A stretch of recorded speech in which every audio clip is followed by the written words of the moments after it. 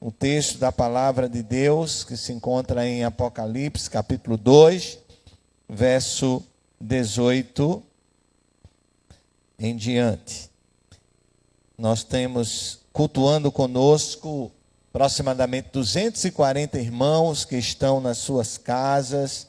Nós louvamos a Deus pela vida de cada um, irmã Micheline, irmão Mauro, Milena Mamed, Stephanie Ferreira, Fabi Bezerra, Messia Maria Clause, lá no Mato Grosso, Nívia Braga, Maria Aparecida, Everton Barreto, Michele Neves, Lucas Neto, Jorge Luiz, glória a Deus, Mauro, sejam bem-vindos todos. Lilian e Ian, sejam bem-vindos todos em nome de Jesus. Apocalipse capítulo 2, verso 18 e seguintes. Vamos atentar ao que nos diz a palavra do Senhor. E o anjo da igreja de Tiatira escreve: isso diz o Filho de Deus, que tem seus olhos como chama de fogo e os pés semelhantes ao latão reluzente. Eu conheço as tuas obras, e amor, e serviço, e fé, e a tua paciência, e que as tuas últimas obras são mais do que as primeiras. Mas algumas poucas coisas tenho contra ti, que deixas Jezabel, mulher que se diz profetiza, ensinar e enganar aos meus servos, para que forniquem e comam dos sacrifícios da idolatria. E dei-lhe tempo para que se arrependesse da sua fornicação, e não se arrependeu. Eis que a porei numa cama, e sobre os que adulteraram com ela virá grande tribulação, se não se arrependerem das suas obras. E destruirei com morte a seus filhos, e todas as igrejas saberão que eu sou aquele que sonda as entranhas e os corações, e darei a cada um de vocês, segundo as vossas obras. Mas eu vos digo, a vós e aos restantes que estão em Tiatira, a todos quantos não têm esta doutrina, e não conheceram, como dizem, as profundezas de Satanás, que outra carga vos não porei. Mas o que tendes, retende-o até que eu venha. E ao fim, e ao que vencer, e guardar até o fim as minhas obras, eu lhe darei poder sobre as nações. E com vara de ferro as regerá, e serão quebrados como vasos de oleiro, como também recebi de meu Pai. E dar-lhe-ei a estrela da manhã. Quem tem ouvidos, ouça o que o Espírito diz à igreja. Meus queridos e amados, vamos pensar nesta noite sobre o tema uma igreja que cedeu ao pecado. Uma igreja que identificou-se, uma igreja que não combateu. Obrigado. Uma igreja que não combateu os falsos ensinos. Nós temos pregado durante esse mês sobre as igrejas do Apocalipse. Falamos sobre a igreja de Éfeso, falamos sobre a igreja de Esmirna, falamos sobre a igreja de Pérgamo, e hoje vamos falar sobre a igreja de Tiatira. Só recordando, os apóstolos de Cristo, todos foram mortos, martirizados. João foi o único apóstolo que foi sentenciado, degradado à ilha de Patmos. Uma ilha vulcânica, uma ilha onde ali eram colocados prisioneiros de Roma. E o imperador entendia que isolando ali João, o apóstolo João, ele iria isolar o evangelho. Mas eis que naquela ilha João tem uma revelação. João tem a revelação do Apocalipse dada pelo próprio Cristo. E logo no início desta revelação, Cristo manda o apóstolo João escrever às igrejas da Ásia Menor, as 7 igrejas, carta ao anjo da igreja. E a figura do anjo da igreja é a figura do pastor, porque a palavra anjo significa mensageiro. E João relata a carta. A carta de Tiatira é a maior das cartas. E ela é dirigida a menos importante das 7 cidades. Tiatira, ela não era nenhum centro político, nem um centro religioso, como eram as cidades que nós vimos, como Éfeso, Esmirna, Pérgamo. Tiatira não era nenhuma dessas. Tiatira, ela tinha uma importância comercial. Ela ficava no caminho por onde passava o correio imperial. Por este caminho se transportava todo o intercâmbio comercial até a Europa e Ásia. Tiatira era sede de vários grêmios de comércio. Ali funcionava um grêmio de lã, de couro, de linho, de bronze, de tintura, de alfaiataria, vendedores de púrpuras. E uma dessas corporações, elas vendiam vestimentas de púrpura. E é provável que Lídia, você já ouviu falar de Lídia? Ela fosse uma representante dessa corporação, lá na cidade de Filipos. Nós vemos isso em Atos 16 e 14. E este grêmio tinha fins tanto de mútua proteção, nós podíamos ver nos nossos dias como uma cooperativa, e benefício como um tipo social e recreativo. Seria quase impossível ser comerciante em Tiatira sem fazer parte desses grêmios. Era uma espécie de suicídio comercial não estar vinculado a um desses grêmios, não participar desses grêmios. Era perder a esperança de prosperidade. Se um comerciante, ele queria prosperar, ele tinha que estar vinculado a um desses grêmios. O que acontece é que cada grêmio desse, ele tinha uma divindade a quem eles prestavam culto, a quem eles adoravam. E nessas reuniões, haviam banquetes com comidas sacrificadas aos ídolos. E acabavam depois em festa, cheias de licenciosidade.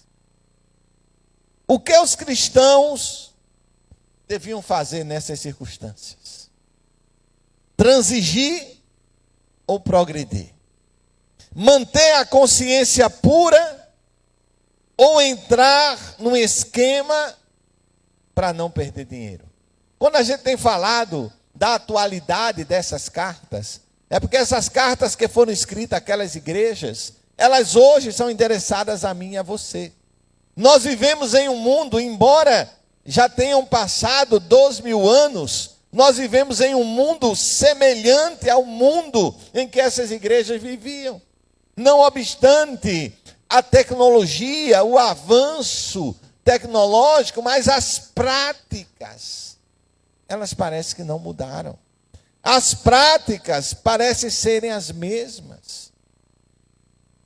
Aquela igreja, aquele povo, ela estava envolvida nesta cidade.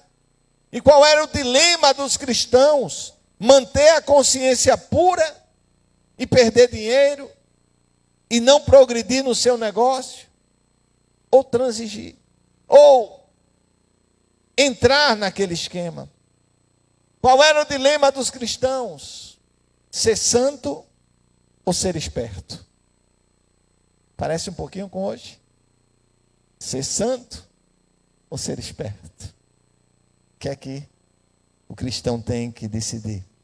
Qual é a posição do cristão? Se ele saísse do Grêmio, ele perdia a sua posição, a sua reputação e o seu lucro financeiro.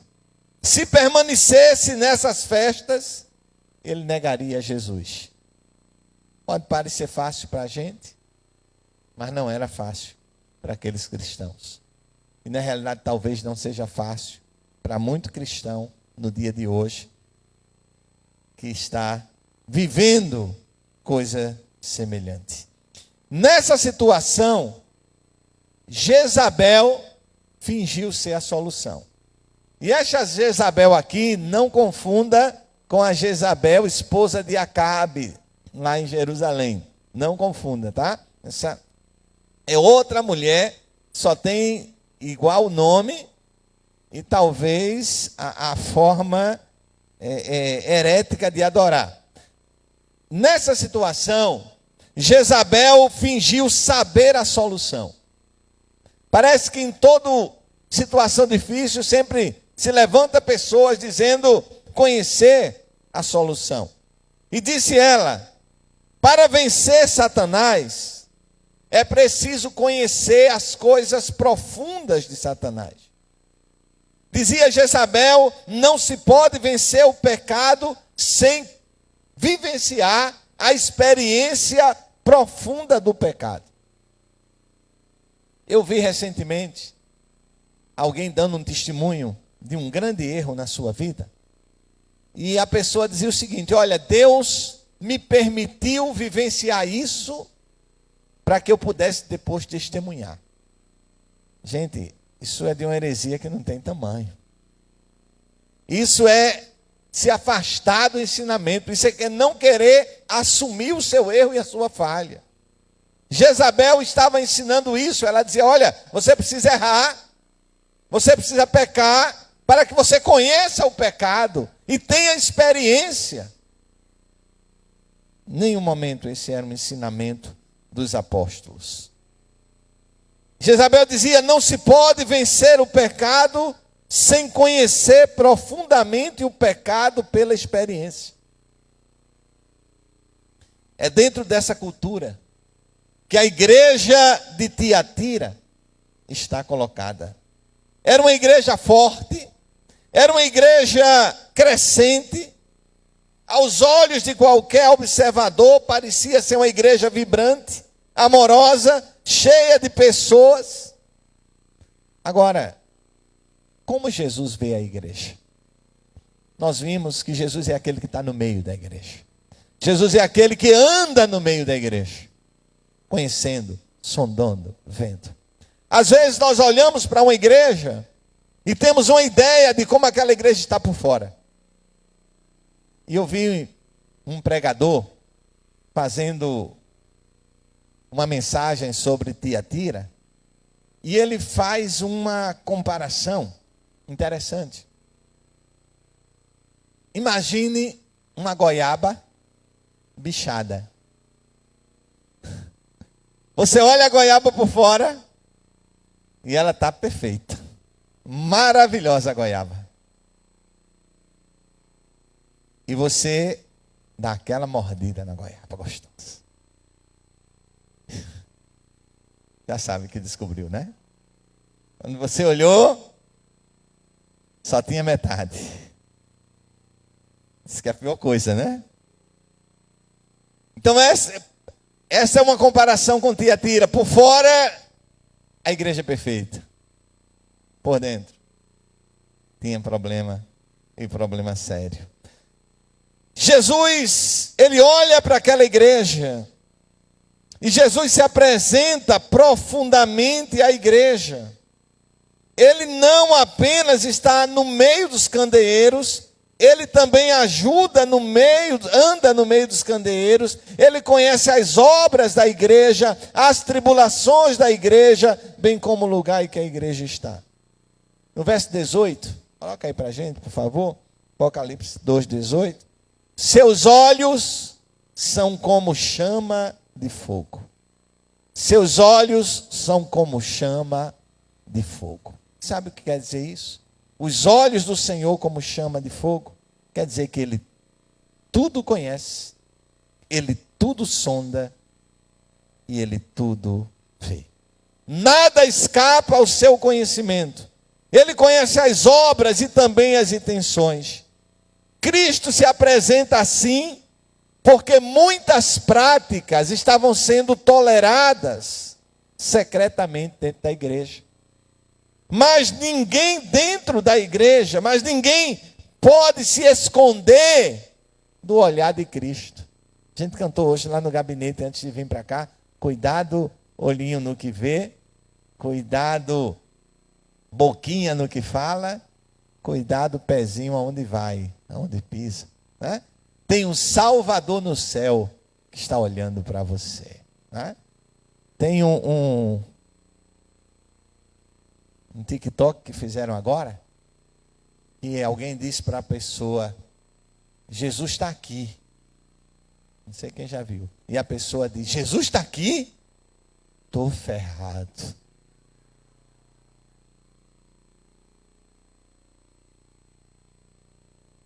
Jesus tudo vê. A gente esquece disso.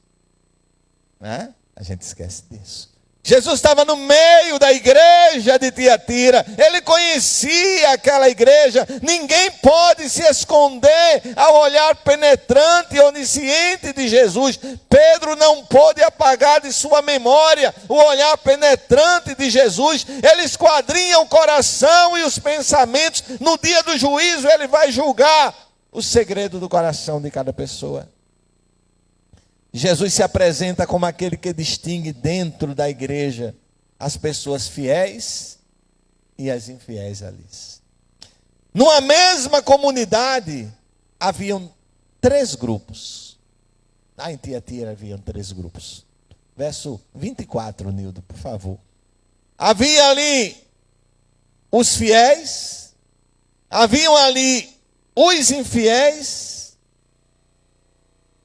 haviam ali os que estavam. Vamos ler o verso 24. Mas eu vos digo a vós e ao restante que estão em Tiatira, a todos quanto não têm nada com esta doutrina e não a conheceram, como dizem as profundezas de Satanás, que outra carga vos não porei. Meus queridos e amados, ali haviam os que eram fiéis, os que estavam tolerando o pecado, e os que estavam vivendo no pecado. Os fiéis, os que toleravam e os que viviam no pecado. A igreja está bem, está em perigo e está mal.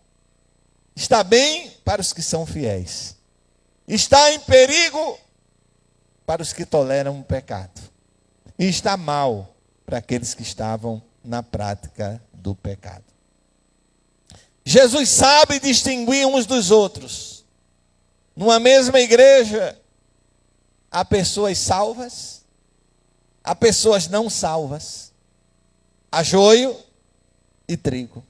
Jesus se apresenta como aquele que conhece e elogia as marcas positivas da igreja.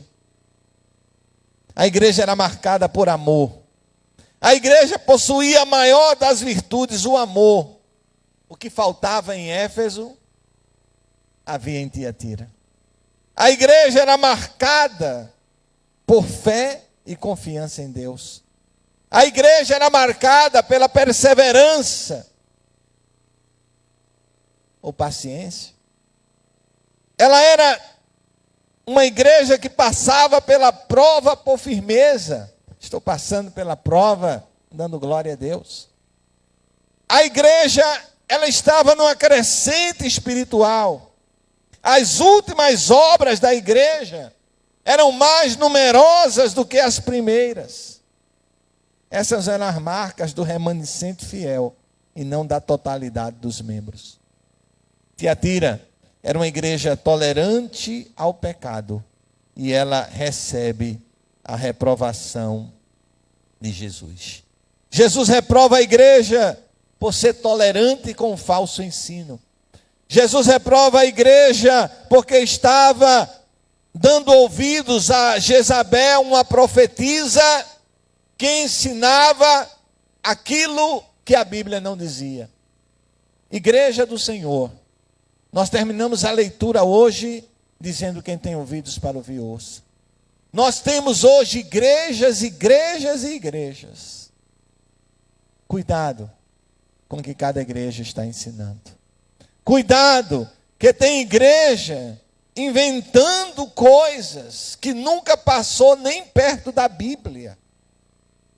Cuidado, porque nem tudo que agrada aos nossos olhos é bíblico. Satanás, ele ataca a igreja com perseguição, mas Satanás também ataca a igreja com sedução. Sedução é aquilo que atrai. Sedução é aquilo que a gente acha que é bom. Provérbio diz: há caminhos que ao homem parece direito, mas o fim são caminhos de morte. Não estou dizendo para você que nós somos a única igreja certa, de modo algum. Mas eu estou dizendo a você que ao ouvir qualquer ensinamento, veja se tem na Bíblia. Há tanta unção aí, né? E o pessoal agora dá nome para cada unção disso, unção daquilo, unção daquele outro. Vê se tem na Bíblia essa unção, né? Já ouvi alguém com a unção do peão, a pessoa sai rodando assim. Eu já li a Bíblia de Gênesis e Apocalipse várias vezes e nunca achei unção de peão, né? Unção de plantar bananeira, a pessoa chega no púlpito e planta a bananeira e diz que está cheia do Espírito Santo. Eu olho a Bíblia para lá, para trás, para frente, irmão Daniel, não vejo. Nós precisamos ter este cuidado. Pessoas que se levantam com falsos ensinos. Terça-feira a gente vai estudar, não é, no discipulado de juventude, profecias que foram dadas do final do mundo. Erraram todas. E vão continuar errando. Porque a Bíblia diz que aquele dia e hora só o Pai. Então não adianta, 2013, agora é 2023. Né? Agora é 2023. E a gente, se não conhece a palavra, vai na pilha, né? Não pode, gente. Tem que. Jezabel estava induzindo os servos de Deus ao pecado. Sabe o que Jezabel dizia? Jezabel dizia o seguinte: que os pecados da carne podiam ser livremente tolerados. A liberdade que ela pregava era uma verdadeira escravidão. E a igreja estava sendo tolerante com ela, abriu as portas para o ensino dela. Sabe, a igreja não pode estar de portas abertas para a heresia entrar. A igreja tem que estar firme, fundamentada na palavra do Senhor. A falsa doutrina. Jezabel estava ensinando à igreja que a maneira de vencer o pecado era conhecer as coisas profundas de Satanás. Ela ensinava que os crentes não podiam cometer suicídio comercial. Ela dizia: olha, vocês têm que entrar no Grêmio, fazer o que eles fazem, senão vocês vão perder o que você tem. E Jesus está alertando. Ele confronta a igreja. Verso 21. A gente está indo para a conclusão. Verso 21. E dei-lhe tempo. Deus é misericordioso. E dei-lhe tempo para que se arrependesse da sua fornicação. E não se arrependeu. Queridos, Deus é longânimo, mas não podemos abusar. Deus dá tantas chances para a gente se arrepender, voltar às primeiras coisas, voltar ao primeiro amor. E a gente tem desperdiçado. Jezabel não quis se arrepender. Ela desprezou o tempo da sua oportunidade. Ela fechou a porta da graça com as suas próprias mãos. Ela zombou e ela pagou o preço com essa questão. Vamos ficar de pé em nome de Jesus. Convido o Ministério de Louvor a estar aqui comigo. Jesus encerra essa carta com a promessa para os fiéis.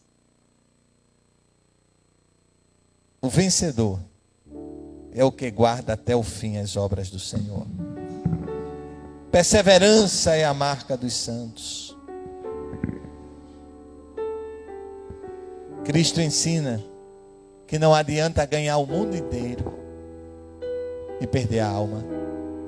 Cuidado, tem muita gente que diz que o que importa é ganhar o mundo. O que importa é ganhar dinheiro. Não é errado ganhar dinheiro, tá? Desde que esse dinheiro seja ganho honestamente, ilicitamente. Mas tem gente por aí que quer fazer as coisas do seu jeito. E Cristo está dizendo, não é dessa forma, não é desse jeito. O vencedor vai receber a estrela da manhã. Não apenas receberão corpos glorificados que vão brilhar como as estrelas no firmamento, mas também vão conhecer a Cristo, a estrela da manhã, na sua plenitude. Os que renunciam o pecado e as vantagens do mundo viverão na glória com Cristo, em completo e eterno contentamento. Quem tem ouvidos, ouça o que o Espírito diz às igrejas.